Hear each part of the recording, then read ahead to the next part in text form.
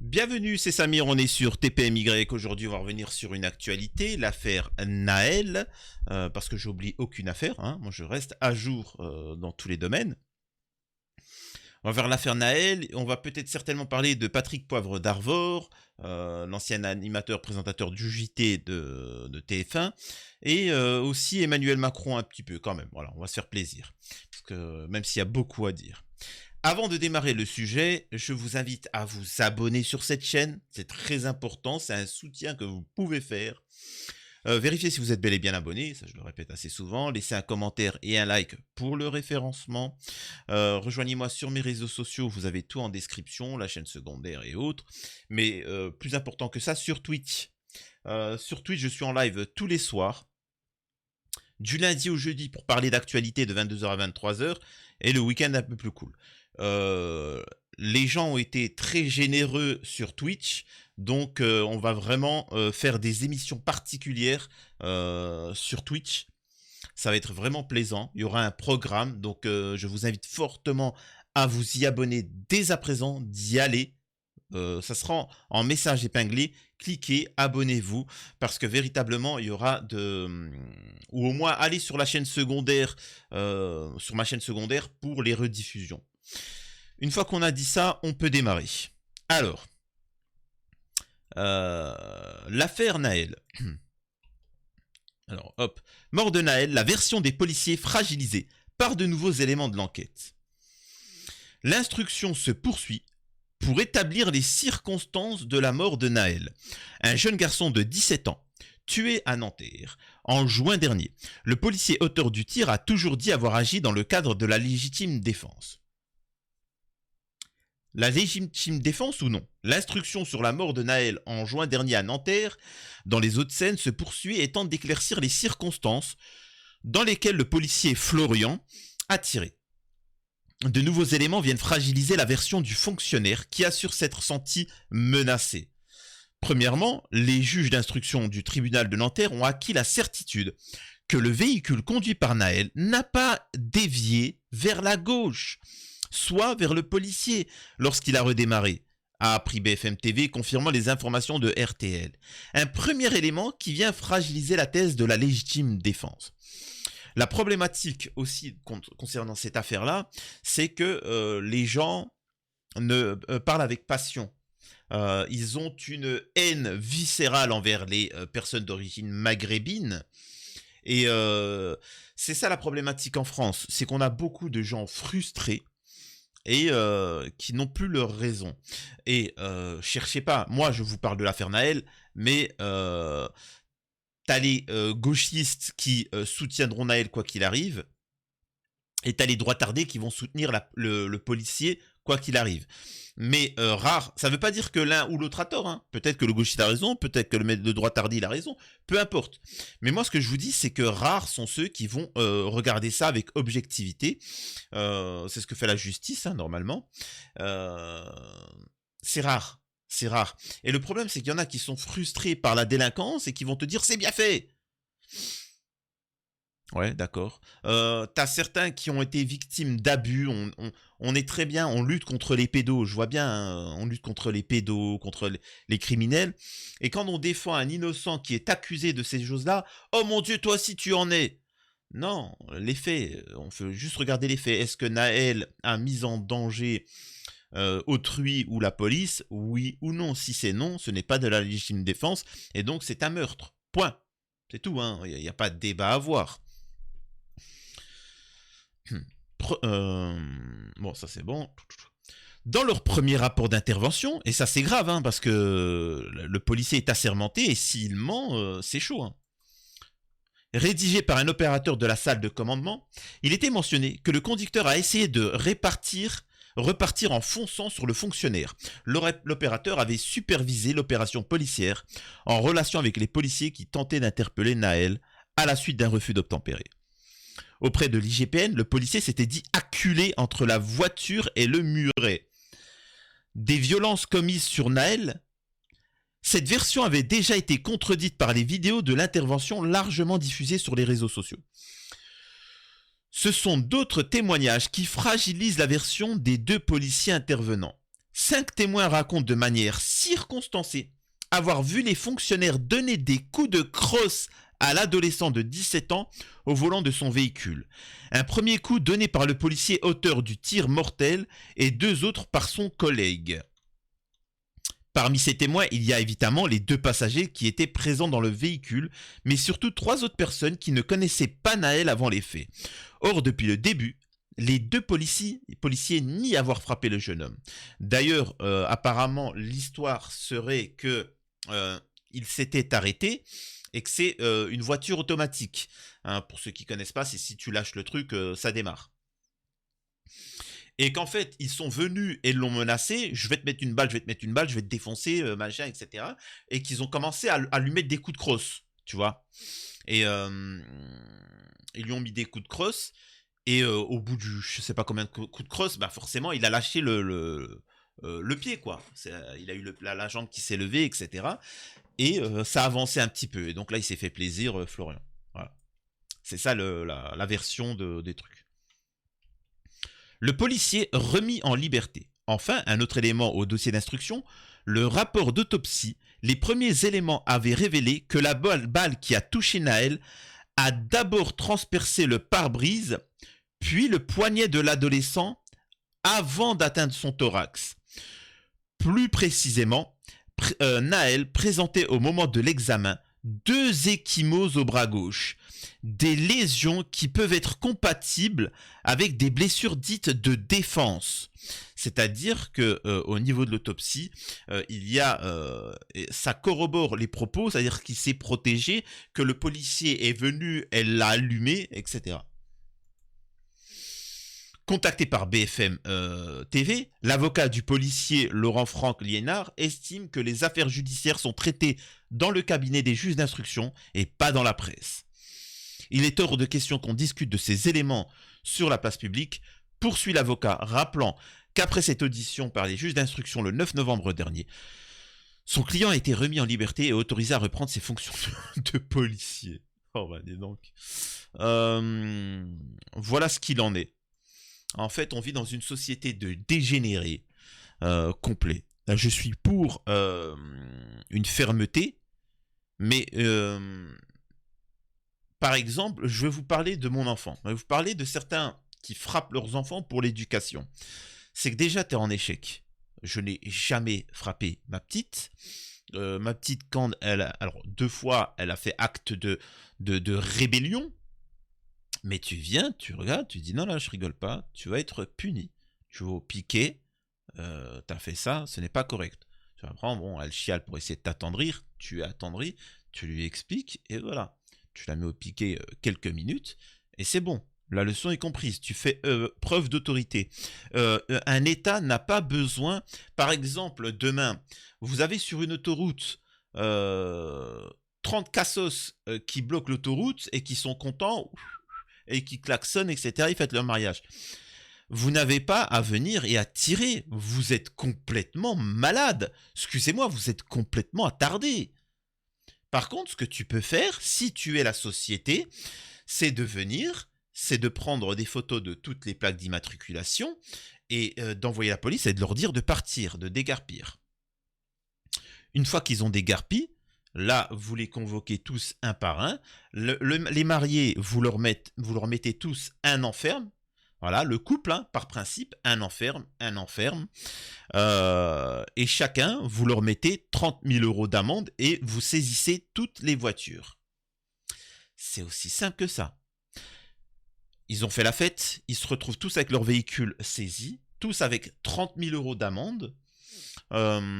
Et les mariés, ben, ils prennent pour tout le monde. Ils prennent un an ferme. Et ça, j'ai bien dit ça, c'est seulement s'il n'y a aucune ambulance sur l'autoroute.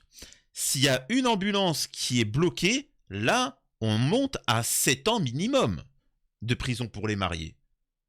C'est par principe. Voilà. Et vous verrez que tout ça, ça sera réglé de fait. Immédiatement. Est-ce que j'ai tiré? Non. Est-ce que j'ai fait preuve de violence? Non. Est-ce que j'ai fait preuve d'autorité? Oui. Et puis ça va remplir le trou de la sécu, vous inquiétez pas. C'est simple que ça. La problématique en France, c'est qu'il n'y a pas de sanctions. Le pédo, le criminel, le violeur, etc. Il sait très bien qu'il va rien avoir s'il est condamné. Donc forcément, ils vont s'en donner à cœur joie. Alors que s'il y avait une sanction exemplaire, ils ne feraient pas. Pareil pour, hein, on a suffisamment traité, et j'en parlerai aussi sur PPDA, les fausses accusations. PPDA, il y a une femme qui l'a accusé de viol. Il y a eu 40 plaintes. Je peux vous assurer que tous ceux qui sont accusés de viol, t'as 40 personnes après qui s'engouffrent. On verra aussi par l'affaire Coé, on continuera à mentionner l'affaire Coé, jusqu'à qu'il soit innocenté et que je vous dise que j'avais raison et que certains avaient tort. Même si maintenant les faits sont là, hein, il n'y a plus besoin de... c'est limite déjà torché, hein, l'affaire, hein, il est innocenté, mais bon. Le truc, c'est qu'il faudrait aussi ceux qui fassent... Par exemple, les femmes, moi je comprends pas, mesdames, mesdemoiselles. Bon, après, bon, ça s'appelle la dignité, l'honneur. Mais je comprends pas pourquoi vous ne sautez pas sur l'occasion. Moi, je sais pas, moi, demain, mais direct. En plus, vous vous attaquez à... Mais moi, direct, je vais vers Bill Gates. Bill Gates, il a abusé de moi. Il a abusé de moi. Ouais, mais où, quand, comment, je m'en souviens plus. Trou de mémoire, j'étais sous emprise.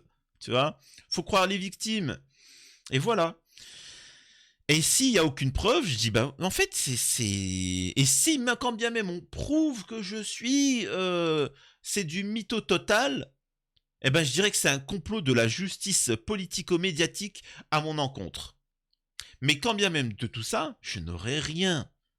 Toutes celles qui ont accusé à tort Benjamin Mendy, vous vous rappelez le joueur de foot, Benjamin Mendy, bah, ils ont rien eu. Il a réussi à s'innocenter, à prouver que les discours étaient faux, mais c'est tout. Mais elles ont rien pris. C'est juste incroyable. Donc on va écouter vite fait les propos sur, comment on appelle ça, sur PPDA. Attendez, c'était où? Alors PPDA... Et en fait, il y a un truc qui est juste magistral. Et là, vous savez... Alors, là, je m'adresse à tous ceux qui ont à peu près 40 ans. En dessous, ça va être un peu compliqué. Mais ceux aussi qui ont un esprit éveillé. Vous allez voir ce que c'est à notre époque, ce que c'est un yole. Parce qu'on là, franchement, quand j'ai vu c'est quoi la définition à notre époque, on est tous dans la merde. Hein. Je vous le dis, on est tous grillés. Putain. Bon allez, voilà, c'est là.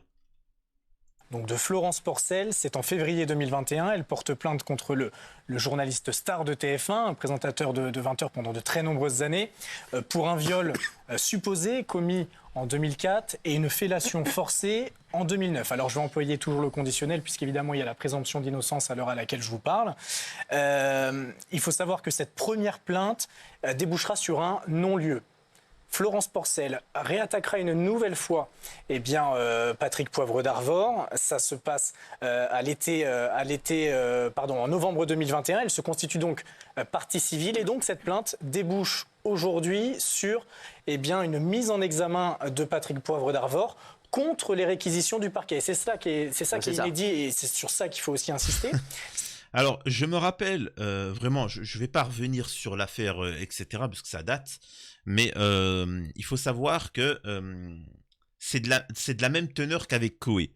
C'est-à-dire que, alors, pas de la même teneur, parce que Coé, c'est pas du même niveau que les accusations contre PPDA, et même c'est deux personnalités totalement différentes. Il suffit de voir. Hein. Moi, je vous dis, je me trompe pas. Hein. J'ai fait le profil psy de Hanouna, j'ai fait le profil psy de pas mal de monde. Je pourrais vous faire le profil psy de Coé, mais bon. Ce que je vous dis, c'est que il y a eu des propos, comment on appelle ça? Comment il s'appelle? J'essaie de trouver mon téléphone, mais PPDA a montré des propos, des preuves comme quoi que l'accusatrice avait échangé avec d'autres pour faire tomber en disant ouais, on va faire ça, on va faire ci, on va te faire tomber, on va raconter tel bobard, tel machin. Pour une société saine, pour un cerveau pas malade, il va se dire ah bah tout ça est organisé, c'est fake. Mais pour d'autres, non. Non, c'est pas grave. C'est pas grave. Bon.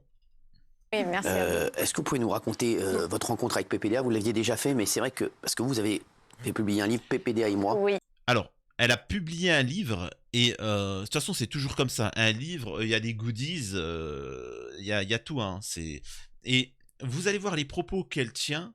Est-ce que c'est en fait de quoi est... Parce qu'en fait, vous... En fait, nous, quand on dit PPDA, il est accusé de viol, etc., vous avez la vision comme moi de ce que c'est, le terme réel. Mais eux, ils n'ont pas la même définition. Vous allez voir ce que c'est un viol pour eux.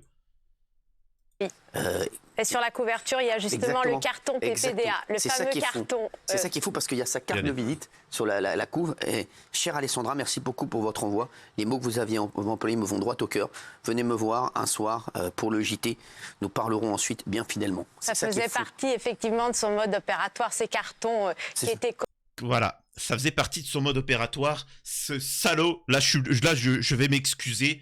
Je demande pardon, effectivement. Ça se voit que PPDA était un prédateur avec ce carton. Vous savez ce qu'il faisait? Il écrivait une lettre, il invitait une femme comme ça à dîner, il disait alors chère demoiselle, et puis en plus il utilisait un langage châtié pour séduire et il usait des compliments dont elle avait jamais entendu parler, il usait des compliments, et puis même, vous savez ce qu'il faisait après? C'était son mode opératoire.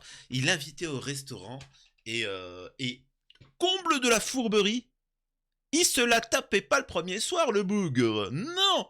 Pour encore mieux l'endoctriner, il lui disait non, je te raccompagne chez toi, mais tu vois, galant. Il est pas là juste pour tu vois. Et le lendemain, vous savez ce qu'il faisait, ce salopard? Vraiment dégueulasse, à vomir. Alors là, par contre, j'ai failli vomir. Vous savez ce qu'il fait, ce salaud? Le matin, quand elle part au travail, eh ben, il attendait en bas avec un bouquet de roses. Quel salaud, quoi. Franchement, le salopard. Et après, vous savez ce qu'il lui demandait aussi? Ça serait bien que je rencontre tes parents parce que je veux une relation un peu sérieuse et je veux connaître un petit peu. Et parfois même, il s'intéressait à sa vie. Incroyable, quoi. Le mec, il disait raconte-moi un peu ta vie, tes passions, etc. C'est un salaud, quoi. C'est un salaud. C'était ça son mode opératoire. Bah, en fait, excusez-moi, mesdames, messieurs de la nouvelle génération. En fait, c'est quoi en fait une relation normale pour vous, en fait? C'est quoi un mode pas prédateur? J'aimerais savoir. C'est quand même dingue. Le mec nous envoyait un carton d'invitation avec une jolie lettre. Putain. mais enfin bref. Connu de tous à l'époque. Ouais, puisqu'on parlait des cartons PPDA. C'est fou que vous ayez mis ça en couve. Oui, j'ai gardé. J'ai eu la chance de garder ce carton qui est... Moi, il y a des femmes qui m'écrivaient des messages. On s'écrivait des mots, etc. Certaines, et ça c'est la technique des meufs, elles envoient des mots, des lettres, elles t'envoient une lettre, alors je sais pas si vous avez connu ça, et elles mettent du parfum dessus. Ça sent la femme, quoi, le parfum, tu sens la lettre, et en plus ça sent bon. Ouais, d'accord. Ok. C'est de l'emprise, elle aussi. Qui est vraiment représentatif un peu de sa façon d'opérer, c'est vrai.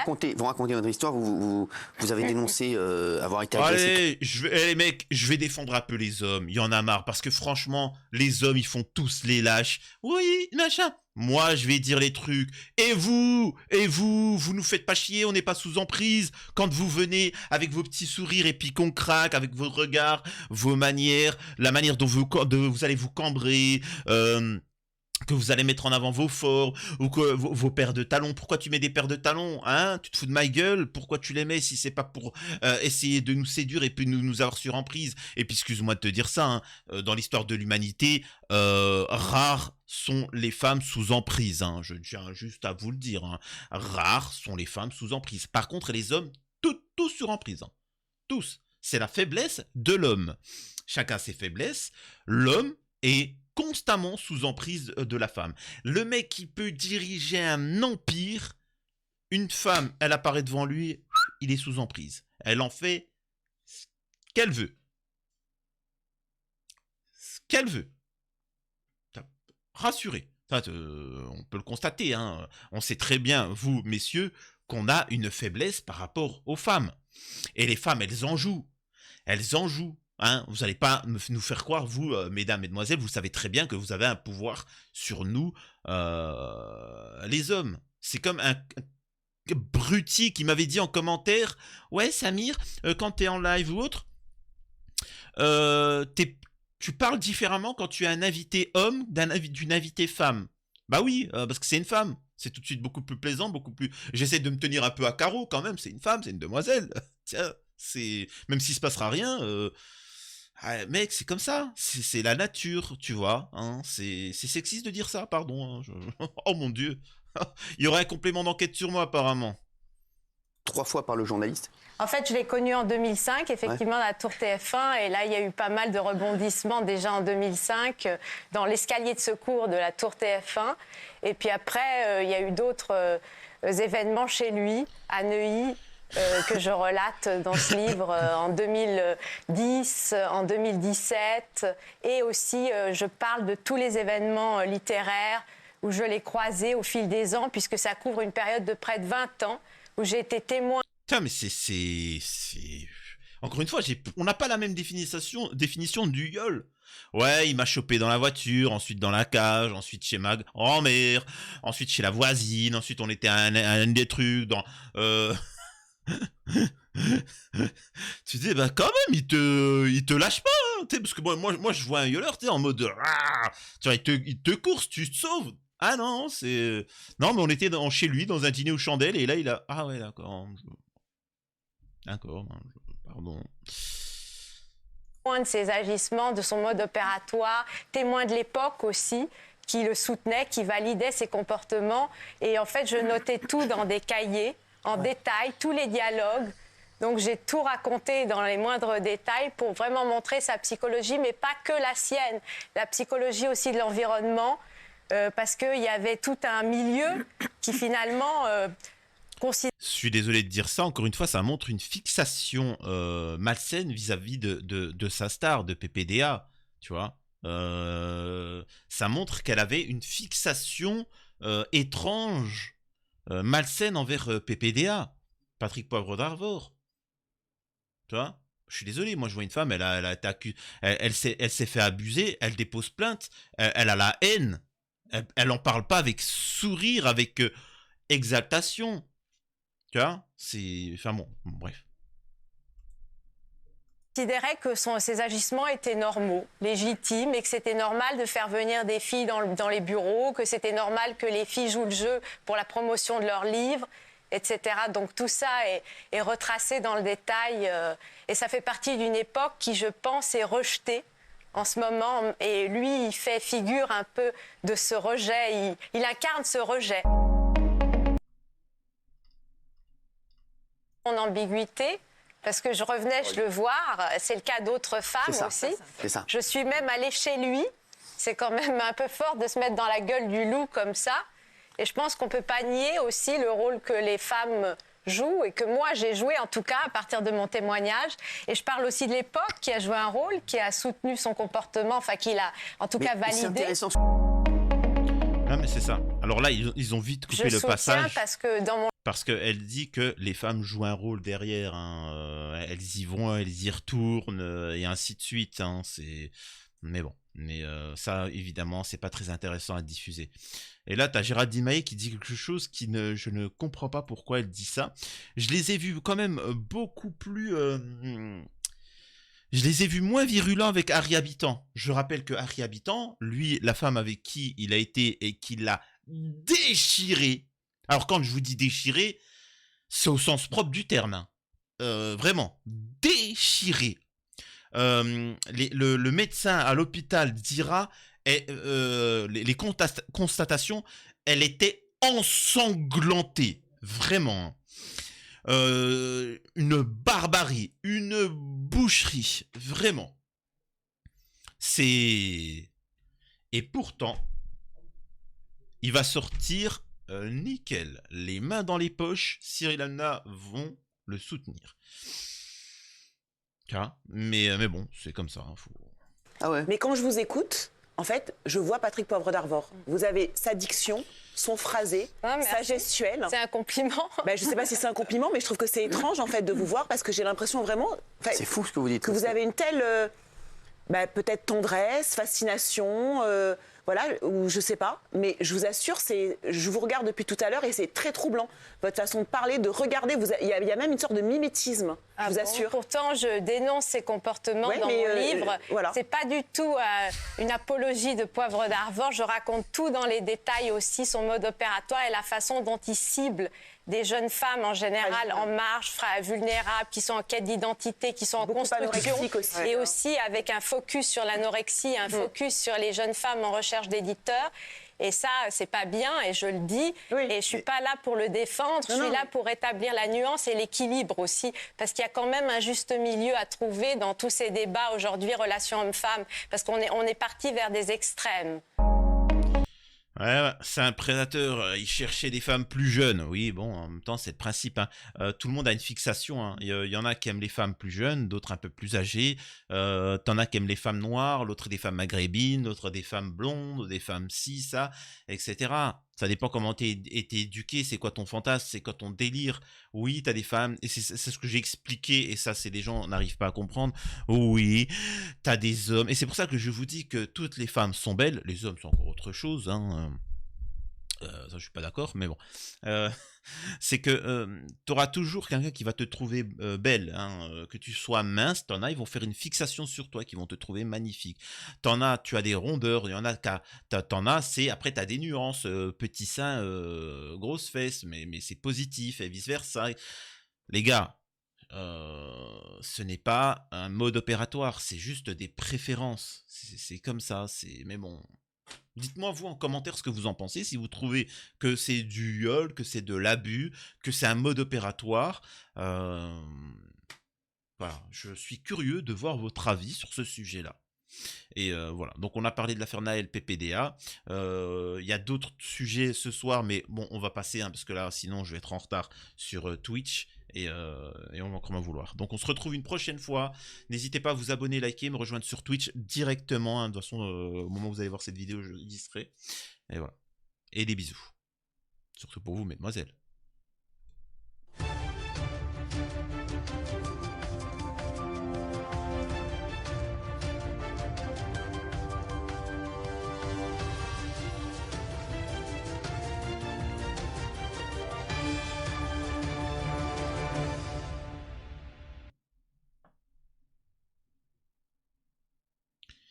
Alors, il va falloir que je règle ce problème des cheveux. Parce que le problème de ces cheveux-là, c'est que ça va créer des problèmes. Je vois qu'en commentaire, il y a beaucoup d'hommes qui n'ont pas de cheveux et qui sont pas contents. Ils sont pas contents au niveau des cheveux, ça les dérange. Donc ce que je vais faire, c'est que je vais en couper et je vais en donner. Comme ça va les calmer. Ils vont arrêter de faire des commentaires de merde. Voilà. Parce qu'ils sont complexés, ils sont jaloux de mes cheveux. Les gars, il y en a qui me disent oui, c'est une perruque, ouais, quels sont. Les gars, le soin, je m'en balèque. Voilà, je m'embalèque par Samir TPMY. Voilà, c'est ça. Je m'embalèque par Samir TPMY. Aucun soin, rien du tout, jugement foutisme, et pourtant, ils sont bien mieux que les tiens. Voilà.